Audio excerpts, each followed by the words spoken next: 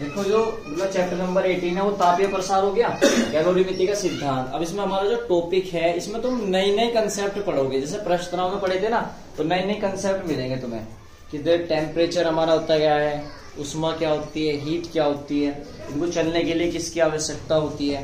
ठीक है, अब जो पहला टॉपिक है हमारा उष्मा, उष्मा यानी कि हीट।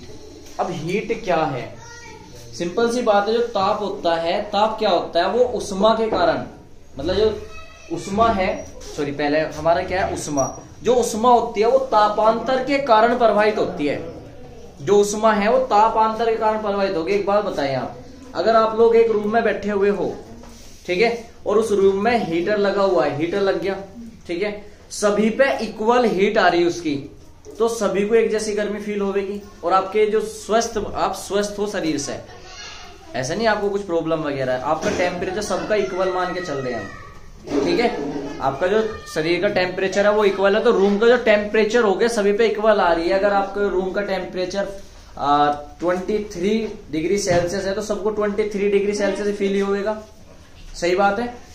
तो यहां पर अगर आप बाहर निकलोगे जैसे ही रूम से, तो आपको या तो ठंडेपन का एहसास होगा या गर्मपन का एहसास होगा, तो वो सब क्या है, वो उष्मा है, हीट है। हीट इसलिए होती है तापांतर के कारण, जब जब हमारा ताप इधर से इधर यानी कि ताप का अंतर जो होता है उसके कारण जो प्रवाहित हो रही है वो हमारी उष्मा होती है, सही है। वो जो हम गर्मियों में देखते हैं कि बोतल है, वो बोतल पे आके क्या पानी चिपक जाएगा, बोतल ठंडी सी रहती है, पानी चिपक जाएगा, उसके बोतल के आसपास का टेम्परेचर हो गया ठंडा, और जो बोतल से दूर का जो टेम्परेचर है वो हो गया गर्म, तो हीट का ट्रांसफर होता है। जैसे चाय होगी, चाय हो, या हम जब देखते हैं सर्दियों में कि आप आग वगैरह जला के बैठ जाते हो तो तापते रहते हो, तो आग के धोरे का सब आग के जो पास का मीडियम है, माध्यम है, वो सब क्या है, गर्म है। लेकिन आप जैसे थोड़े थोड़े पीछे जाते जाओगे उनसे, तो आपको क्या होगा, ठंडेपन का एहसास होगा। क्यों? क्योंकि वहां पे ताप का अंतर है, तो ताप के अंतर के कारण ही क्या होती है, हमारी उष्मा प्रवाहित होती है, तापांतर के कारण। ठीक है, जो तापांतर के कारण चलती हो तो उष्मा क्या है, तापांतर के कारण जो चलती है, तापांतर के कारण, तापांतर के कारण चलती है उष्मा। अब ताप क्या है, यानी कि टेम्परेचर है क्या, सबसे बड़ी चीज यही है कि सर आपने ये तो बता दिया कि तापांतर के कारण उष्मा चलती है, तो बात यहाँ ये है कि ताप क्या है, टेम्परेचर क्या है, व्हाट इज द टेम्परेचर। तो टेम्परेचर वही है जो हमें ठंडेपन और गर्मपन का एहसास दिलाता हो, वो हमारा ताप है। टेम्परेचर क्या है, ताप वो है जो हमें फील कराता हो कि गर्मपन का और ठंडेपन का जो एहसास दिलाता हो, फील कराता हो, वो क्या है, हमारा ताप है। तो जो हमें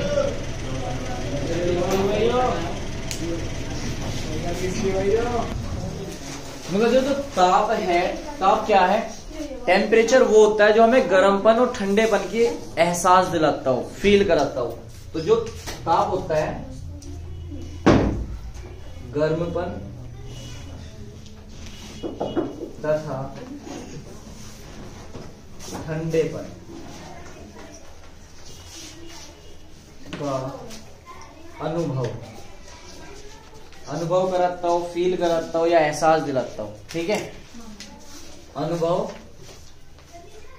दिलाता हूं या कराता हूं, अनुभव कराता हूं, ऐसे लिख सकते हो आप, और थोड़ा अच्छे करके, कराता हो, ठीक है।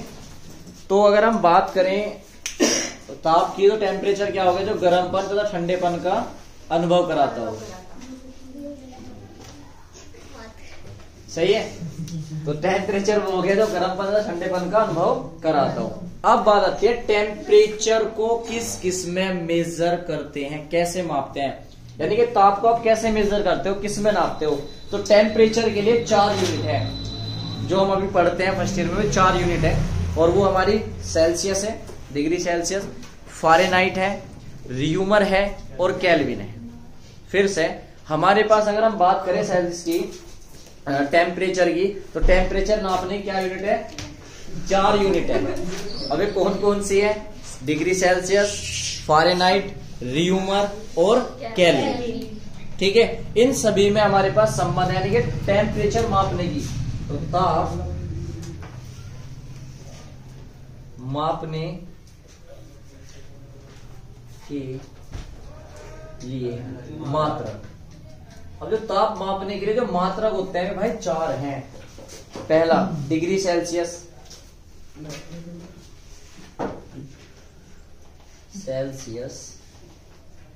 सेल्सियस को किससे रिप्रेजेंट कर देते हैं हम, इससे, सी से।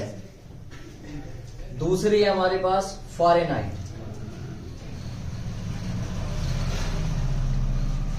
फ़ारेनहाइट यानी कि एफ। और तीसरी है हमारे पास सेल्सियस, फ़ारेनहाइट, और एक होती है हमारे पास रियूमर, और रियूमर की होती है हमारी आर से प्रेजेंट करते हैं, और एक होती है हमारे पास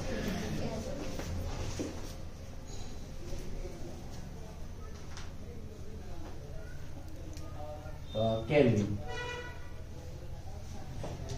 और केल्विन को के से रिप्रेजेंट कर देते हैं और टी से रिप्रेजेंट करते हैं।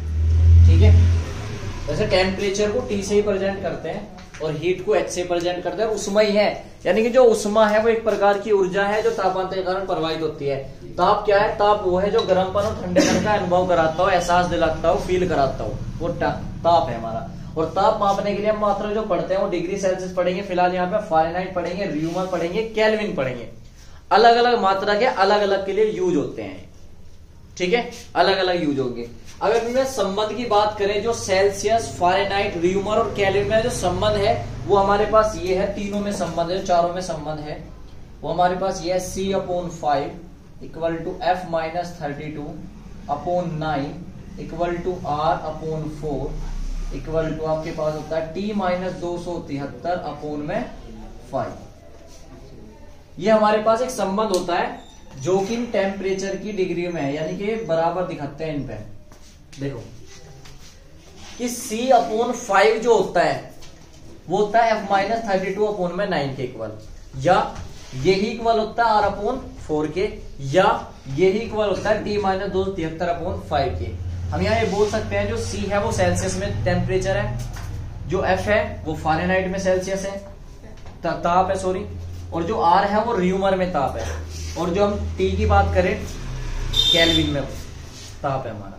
ठीक है, ये संबंध आपके याद होना चाहिए, इस पे क्वेश्चन आएगा। क्वेश्चन तो बहुत सारे बन सकते हैं, लेकिन मोस्ट रिपीटेड क्वेश्चन यही है कि किस ताप पर सेल्सियस तथा फ़ारेनहाइट के ताप समान होंगे। मतलब वो टेम्परेचर बताओ कि जब हम सेल्सियस और फ़ारेनहाइट के जो पैमाने उगते हैं उन पर टेम्परेचर इक्वल फील हो हमें। क्योंकि आपको पता है स्वस्थ मनुष्य का जो ताप होता है वो 37 डिग्री सेल्सियस होता है, लगभग 37 डिग्री सेल्सियस होता है अगर सेल्सियस की बात करूं। लेकिन अगर हम फ़ारेनहाइट की बात करें तो 98.4 भी ले लेते हैं, 5 या 6, लेकिन 98.4 है वो तुम्हारा, 98.4 फ़ारेनहाइट। ठीक है, ऐसे हम रियूमर में चेक करेंगे और केल्विन में चेक करेंगे। केल्विन में आपने पढ़ रखा 315 पॉइंट समथिंग के मान लेते हैं हम, 310 पॉइंट समथिंग मान लेते हैं। वो हम चेक करेंगे कितना निकल के आएगा 37 डिग्री सेल्सियस को टेम्परेचर को कन्वर्ट करने के बाद। ठीक है, आप कर सकते हो इस फॉर्मूले से। तो फिलहाल तो हमारा एक क्वेश्चन है कि किस ताप पर सेल्सियस और फ़ारेनहाइट के ताप समान होंगे। मतलब वो टेम्परेचर बताओ, वो ताप की वैल्यू बताओ जब सेल्सियस और फ़ारेनहाइट समान होते हो, एक समान होते हो।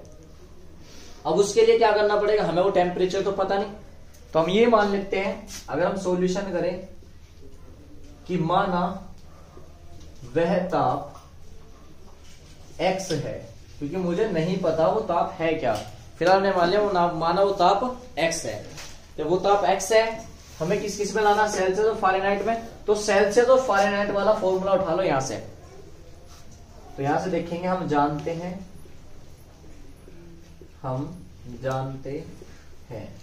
क्या जानते हैं कि C/5 इक्वल टू F - 32/9। अब सुनना, तुमने ये मान लिया कि माना वह ताप x है जिस ताप पर सेल्सियस और फ़ारेनहाइट के ताप समान है, यानी कि सेल्सियस की वैल्यू कितनी है x और F की वैल्यू कितनी है x है। आई के बाद समझ में? इस टाइम आपने मान लिया कि सेल्सियस की भी वैल्यू कितनी है x है और फ़ारेनहाइट की वैल्यू कितनी है x, तो रख देंगे इसमें। तो देखो नाउ मानने के अनुसार x की वैल्यू, c की वैल्यू कितनी मान ली x/5 इक्वल टू f की वैल्यू x - 32/9। क्रॉस मल्टीप्लाई, इसकी इधर इसकी इधर, 9 की इसमें करोगे तो बन जाएगा 9x, इसकी इसमें करोगे तो 5 × x - 32 तो बन जाएगा 9x इक्वल टू 5 के अंदर मल्टीप्लाई कर दी 5x माइनस 5 के अंदर करोगे तो 5 की 2 में करोगे तो कितना बन जाएगा 5 दूनी 10 की 0 5 दिया 15 एक 16 160। अब x वाले एक साइड ले जाओ आप, इसको आप इधर ले आइए तो बन जाएगा 9x माइनस के 5x इक्वल टू माइनस 160 क्योंकि माइनस की बची इधर डिजिट 9 में से 5 गए 4 तो बन गया 4x इक्वल टू माइनस के 160। तो x की वैल्यू आप निकाल लो, गुना की चीजें भाग में जाएगी तो माइनस के 160 अपॉन में 4 4 चौक 16 तो ये बन गया माइनस के 40। तो x की वैल्यू इस टाइम आई है माइनस के 40 माइनस के 40। इट मींस x की जो वैल्यू है वो कितने मानी थी आपने, सेल्सियस के लिए मानी थी, फ़ारेनहाइट की वैल्यू इसके लिए भी मानी थी। तो मतलब x जो आ रहा है वो माइनस के 40 आ रहा, तो x माइनस के 40 सेल्सियस में भी है और फ़ारेनहाइट में भी है। यानी कि ये वो टेम्परेचर है जब सेल्सियस और फ़ारेनहाइट के ताप समान होते हैं। ये आपसे कोई भी पूछ लेता है कि एक वो पैमाना बताओ जब सेल्सियस और फ़ारेनहाइट के ताप समान होते हैं, तो वो डिग्री बताइए कितना टेम्परेचर होता है, वो होता है हमारे पास माइनस के 40 डिग्री सेल्सियस। कि जब सेल्सियस में नापोगे तो भी यही आना, फ़ारेनहाइट में नापोगे तो भी यही आना। सही है, तो हम ये लिखते हैं अतः माइनस के 40 डिग्री सेल्सियस या माइनस के 40 फ़ारेनहाइट पर ताप समान होता है। इट मीन्स टेम्परेचर किस पे इक्वल होता है, वो इक्वल होता है माइनस के चाहे 40 डिग्री सेल्सियस बोल दो या माइनस के 40 डिग्री सेल्सियस बोल दो, दोनों पे इक्वल होता है। ठीक है, देखो तो हमने टेम्परेचर निकाले किस ताप पर सेल्सियस और फ़ारेनहाइट के ताप समान होंगे, तो वो कितना निकला हमारा माइनस के 40 डिग्री सेल्सियस। अगर मैं बात करूं आगे की कि जो टेम्परेचर होते हैं स्वस्थ मनुष्य का भी कितने कितने होते हैं, यानी कि ये जो हमारा हेल्दी ह्यूमन है उसका जो टेम्परेचर होता है स्वस्थ मनुष्य का ताप। अब 3 तो टेम्परेचर सबको पता हो है, लेकिन चौथा मैं तुम्हें आज बताऊंगा कैसे निकलता है वो। अब सुनना, यहाँ पर जो स्वस्थ मनुष्य का जो ताप होता है वो अपने बच्चों को पता लगता है कि हाँ जी 37 डिग्री सेल्सियस हो, या लगभग जब आप बुखार नापने जाओ तो वो जो डॉक्टर रहे हैं वो एक सुई से अंदर को देते हैं ना मुंह में, नो आप बैठा रहे, थर्मामीटर बोल रहे हैं उसे, ठीक है। तो उस थर्मामीटर का जो टेम्परेचर होता है नॉर्मल वो होता है लगभग 98.4 फ़ारेनहाइट, ठीक है 98.4 फ़ारेनहाइट। या अगर हम बात करें इसे केल्विन में ले जाएं, जब केल्विन में चेंज करते हैं तो हमारे पास आता है 310.15 के समथिंग, इतने केल्विन। अरे सर ये कैसे आ रही, सुनो, अगर आपको सेल्सियस के बारे में पता है कि सेल्सियस का टेम्परेचर इतना है, तो अभी जो मैंने फॉर्मूला बताया था आपको कि C upon 5 equal to F minus 32 upon में 9 equal to R upon 4 equal to T minus 273 upon में 5। इस फॉर्मूले को याद रखो बस तुम। देखो अगर मान लो आपको फ़ारेनहाइट में निकालना, सेल्सियस में आपको पता लग गया 37 डिग्री सेल्सियस है, तो सुनना यहाँ पर आप ये दोनों फॉर्मूले उठा लिया आपने। C की वैल्यू 37 रखो, F की value 5 equal to F minus 32 upon में 9। यहाँ से F की वैल्यू जब निकालोगे ना तो 98.4 ही आएगी आपके पास, ठीक है 98.4 आएगी। ये आपका वर्क है, खुद करके देखना आपको। दूसरा, अगर आपको केल्विन में निकालना है तो केल्विन में क्या करें आप, मान लो सेल्सियस की पता आपको, तो सेल्सियस वाला पोर्शन उठाओ और केल्विन वाला पोर्शन उठाओ। 5 से तो 5 कैंसिल, यही बता दोगे तो 5 से तो 5 कैंसिल हो गया। C की वैल्यू कितनी है 37, T माइनस 273, 273 में 37 ऐड करो क्योंकि माइनस का जाके इधर प्लस होगा तो कितना होगा 310 आएगा। वो प्योरली तो 310.15 होता है, लेकिन 310 आएगा, समथिंग में आ जाएगा तुम्हारा 310 आएगा, तो केल्विन में भी आ गया। अब रियूमर का हमें नहीं पता होता, रियूमर का बुक में भी आपको बहुत कम देखने को मिलेगा, तो रियूमर का हम यहाँ निकालते हैं इसी प्रोसेस से, ठीक है। तो हम यहाँ एक इंपोर्टेंट चीज निकालते हैं कि रियूमर में, आर का मतलब रियूमर में मनुष्य का ताप चेक करते हैं कितना होगा। पता है जो रियूमर होता है र्यूमन जो पैमाना है उससे बड़े बड़े टेम्परेचरों वालों का ताप नापा जाता है। जैसे कि लाइक ए सूर्य, सन, सूर्य का टेम्परेचर बहुत बहुत ज्यादा अधिक है, तो उसका जो टेम्परेचर नापा जाता है वो र्यूमन में नापा जाएगा। क्योंकि हमारे पास कोई डिजिट में जाके कुछ नंबर जाके डिजिट खत्म हो जाती है, लाख करोड़ अरबों वगैरह में, ट्रिलियन में डिजिट खत्म हो जाती है, तो उनकी डिजिट इससे भी ज्यादा होती है टेम्परेचर, तो उसे र्यूमर में नापते हैं हम। तो उसको सुनना, वो निकालते हैं हम। अभी स्वस्थ मनुष्य का निकाल ले तो हमें पता है, र्यूमर में निकाल ले तो हमने ले लिया C/5 इक्वल टू T-273/5। हमें किस में निकालना? र्यूमर में। तो र्यूमर वाला लो, C/5 equal to R/4। Rumour वाले लोगे आप। अब C की वैल्यू आपको पता होती है। अगर आपको C की नहीं पता, फारेनहाइट की पता, तो फारेनहाइट या र्यूमर कर लो।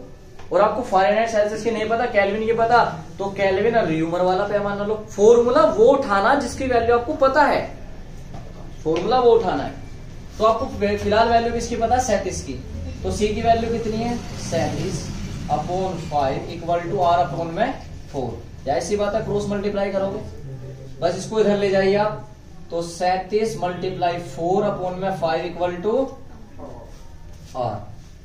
मल्टीप्लाई करेंगे तो आपके पास वैल्यू आती है 4 × 28 का 8 का हासिल को 2, 4 × 12 और 2/5 और इक्वल टू में R। अब 148 को आप 5 से डिवाइड कर दें। 5 दूनी 10, यहाँ बचे 4, 8, 5 9 45, कितना बचा? 1.0। ये कितना बच जाए तुम्हारा? 3 पॉइंट लगा लो, 5 6 30, तो ये बन जाएगा तुम्हारा 29.6। तो देखो र्यूमर में जो टेम्परेचर आ रहा है स्वस्थ मनुष्य का, अब सुनना, जो र्यूमर में टेम्परेचर आ रहा है वो लगभग कितना आया? 29.6। ये र्यूमर में आया। यानी कि अगर मैं बात करूं, ये तो सेल्सियस में है,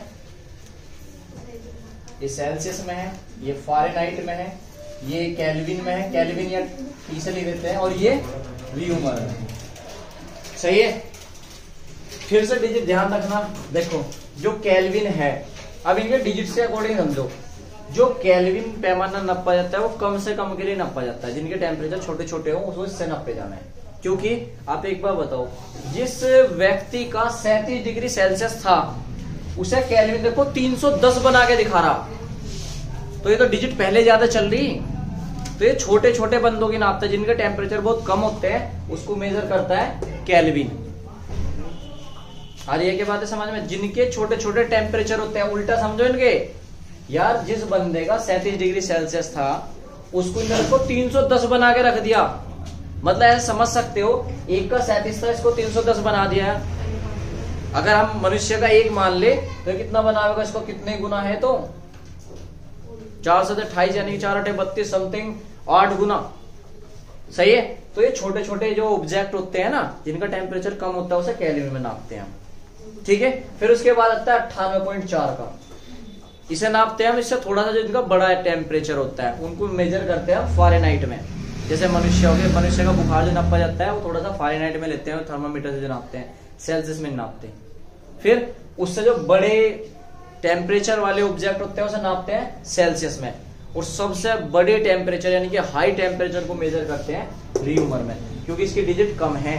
ये कम दिखा रहा, भाई कम दिखाएगा तभी तो मेजर कर पाएंगे, नहीं तो आपके पास डिजिट ही खत्म हो जाएगी। केल्विन में मेजर करोगे तो सूर्य की डिजिट खत्म हो जाएगी बड़े टेम्परेचर वालों की। तो हम क्या करते हैं, र्यूमर का सबसे बड़े में मेजर करते हैं। सबसे ज्यादा बड़े कौन सा है? ये वाला, बड़े बड़े उपग्रह का।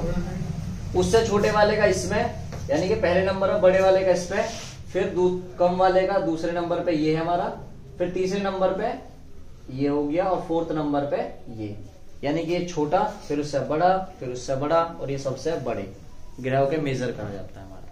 ठीक है, समझ में आया है तो नोट करो जल्दी से, र्यूमर में कितना होता है। ये जो कैलकुलेशन करके आएगा 98.6, वो 98.6 भी मान लें और 98.4 भी मान लें, 5 भी ले लें। ठीक है, कर लो इसे।